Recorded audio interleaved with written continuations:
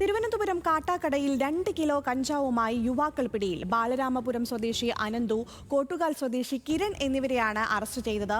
പൂവച്ചൽ ഭാഗത്തു നിന്ന് പ്രതികൾ സഞ്ചരിച്ച കാറിനെ അതിസാഹസികമായി പിന്തുടർന്നാണ് നാർക്കോട്ടിക് ഡിവൈഎസ്പിയുടെ നേതൃത്വത്തിലുള്ള ഡാൻസ് ഓഫ് സംഘവും കാട്ടാക്കട പോലീസും ചേർന്ന് പിടികൂടിയത്.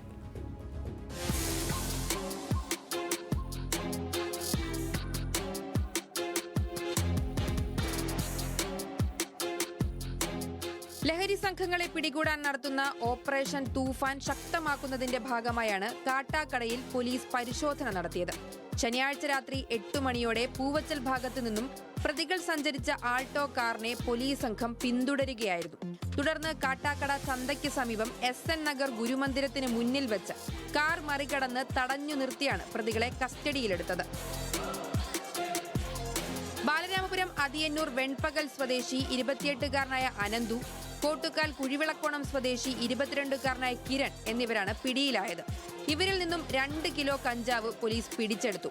മൊത്തക്കച്ചവടക്കാരിൽ നിന്നും വാങ്ങി വിതരണത്തിനായി കൊണ്ടുപോയ കഞ്ചാവാണിതെന്നാണ് പോലീസിന്റെ പ്രാഥമിക നിഗമനം. നാർക്കോട്ടിക് ഡിവൈഎസ്പി അനിലിന്റെ നേതൃത്വത്തിലുള്ള ഡാൻസ് ഓഫ് സംഘവും കാട്ടാക്കട പോലീസും സംയുക്തമായി ചേർന്നാണ് അതിസാഹസികമായി പ്രതികളെ വലയിലാക്കിയത്.